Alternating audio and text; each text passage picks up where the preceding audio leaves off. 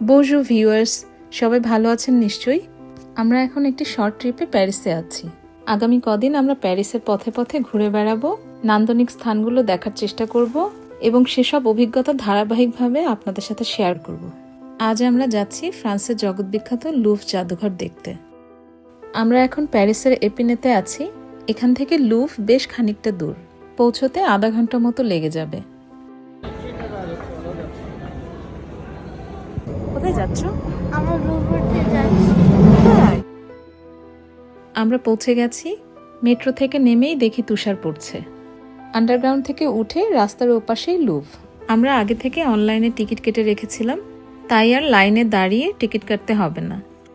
প্যারিসের কেন্দ্রে অবস্থিত বিশ্বের সবচেয়ে বিখ্যাত সাংস্কৃতিক স্থানগুলোর অন্যতম লুভ আদতে একটি রাজপ্রাসাদ। 1793 সালে ফরাসি বিপ্লবের সময় এটিকে জাদুঘরে রূপান্তরিত করা হয়। এরপর পরবর্তী শতাব্দীগুলো জুড়ে এটি ধীরে ধীরে প্রসারিত ও বিকশিত হয়ে এখন গোটা ফ্রান্সের সমৃদ্ধ সাংস্কৃতিক ঐতিহ্যের প্রতীক হয়ে উঠেছে। We're finally going to go inside of Louvre Museum.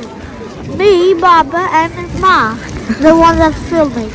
And it's heavily snowing. The snow went to my eyes. Oh yeah. Okay. That's like the one in England. And what I was saying, a snow piece went into my eye. লুভে এসে Rafael তো খুশিতে আত্মহারা, আর ওর খুশি দেখে আমরাও অনেক আনন্দিত। Louvre একটি বিশাল জাদুঘর। এর সংগ্রহে 6 লাখেরও বেশি শিল্পকর্ম রয়েছে, যার মধ্যে প্রদর্শিত হচ্ছে 35,000-এরও বেশি। এ পরিমাণ শিল্পকর্ম পৃথিবীর আর কোনো জাদুঘরে নেই। লিওনার্দো দা ভিঞ্চির পৃথিবী বিখ্যাত শিল্পকর্ম মোনালিসাও এখানেই বাস করেন। কিছুক্ষণ পরেই আমরা তাকে দেখতে যাব। আমরা প্রথমে একটি এক্সিবিশন হলে প্রবেশ করছি। এখানে আজ ইউরোপীয় আর্টের একটি গুরুত্বপূর্ণ প্রদর্শনী চলছে। লুভের চিত্রকলার সংগ্রহ এক কথায় অতুলনীয়। এখানে রেমব্রান্ড, ডিলাক্রোয়া এবং ভার্মিরের মতো মাস্টারদের কাজ সংরক্ষিত রয়েছে। আছে রাফায়েল বা কারাভাজিওর সব শ্বাসরুদ্ধকর শিল্পকর্ম।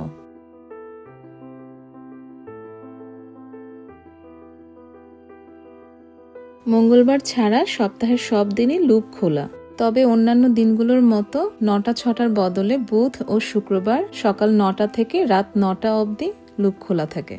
অনূর্ধ্ব 18 আর ইউরোপিয়ান ইউনিয়নের রেসিডেন্টদের ক্ষেত্রে অনূর্ধ্ব 25 বছর বয়সী সবাই লুভে বিনামূল্যে প্রবেশ করতে পারবেন।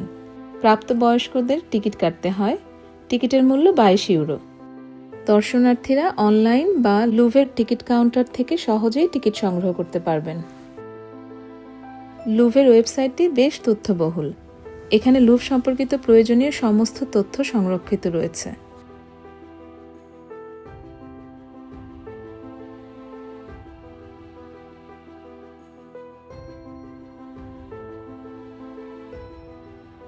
আমরা এখন জাদুঘরটির সবথেকে পুরনো ভাগটিতে আছি।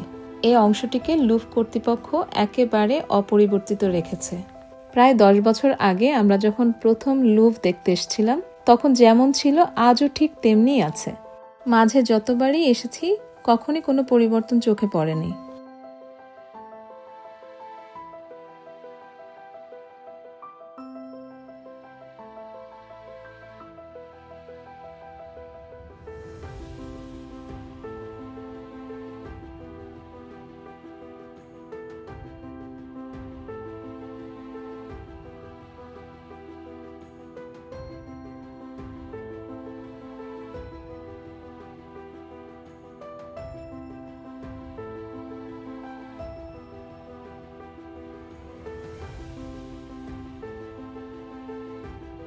লুভের এই অংশটি অসংখ্য ভাস্কর্যের আবাসস্থল।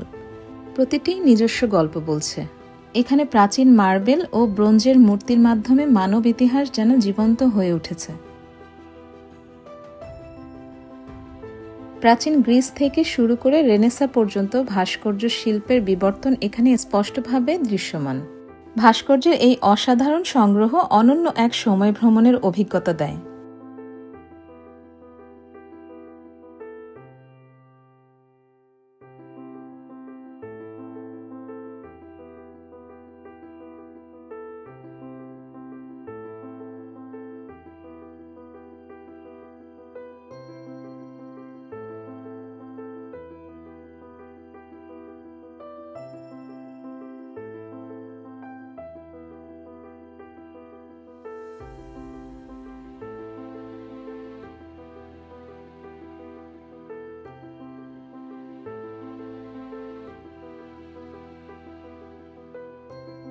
লুভ যে শুধু ইউরোপীয় শিল্পের সংগ্রহশালা তা কিন্তু নয়, এখানে রয়েছে বিস্ময়কর সব মিশরীয় পুরাকীর্তির অনন্য এক সংগ্রহ।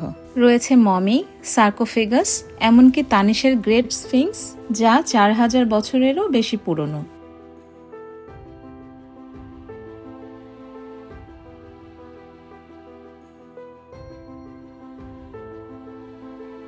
আগেই বলেছি লুভ একটি বিশাল জাদুঘর।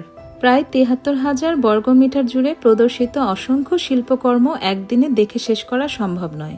কেবল মাস্টারপিসগুলো দেখতে হলেও প্রচুর সময় ও পরিকল্পনা প্রয়োজন। হাঁটতেও হবে প্রচুর। তাই দূর থেকে যারা লুভ ঘুরতে আসবেন তারা দীর্ঘক্ষণ হাঁটার মানসিক প্রস্তুতি নিয়ে আসবেন, আর অবশ্যই আরামদায়ক হাঁটার জুতো পরে আসবেন।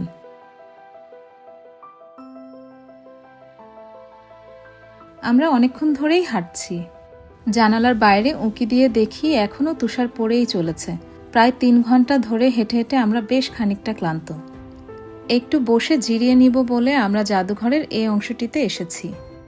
বাচ্চাদের খেলার আর ছবি আঁকার সুবন্দোবস্ত রয়েছে এখানটাতে।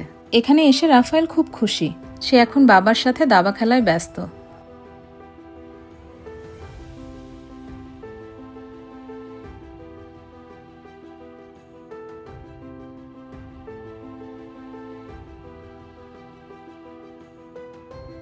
রাফায়েলের খেলা, ছবি আঁকা শেষ। আমাদেরও খানিকটা বিশ্রাম হলো। এবার আমরা মোনালিসাকে দেখতে যাব। আমরা এখন যে অংশটিতে আছি, মোনালিসা এখান থেকে বেশ অনেকটা দূরে, অন্য আরেকটি ভাগে। মোনালিসা দেখার আগে আমরা স্টারবাকস থেকে একটু কফি ও স্ন্যাক্স খেয়ে নিলাম।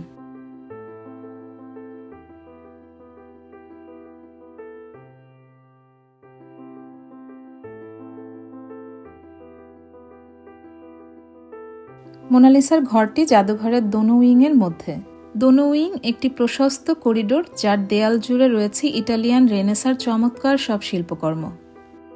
এখানেই আছে রাফায়েলের লা বেল জার্দিনিয়ার, টিশিয়ানের পাস্তোরাল কনসার্ট এবং ভেরোনেজের দ্য ওয়েডিং অ্যাট কানা, যা লুভের অন্যতম বৃহৎ চিত্রকর্ম।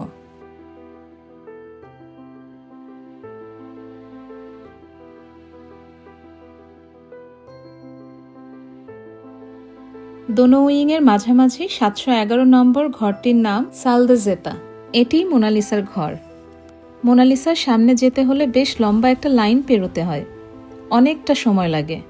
তবে সরাসরি সামনে থেকে মোনালিসাকে দেখতে পারার অভিজ্ঞতার কাছে এটা কিছুই না।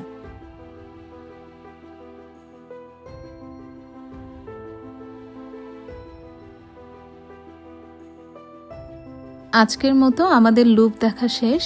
সবাই অনেক ক্লান্ত, তবে প্যারিসে আসলে বরাবরের মতো আবারও লুভে আসবো নিশ্চয়ই। ভিডিওটি কেমন লাগলো কমেন্টসে জানাবেন। আরও এমন ভিডিও পেতে আমার চ্যানেলটি সাবস্ক্রাইব করে আমার সাথেই থাকুন। খুব শীঘ্রই এমন আরও ভিডিও নিয়ে আসছি। সে পর্যন্ত ভালো থাকুন, সুস্থ থাকুন। ধন্যবাদ।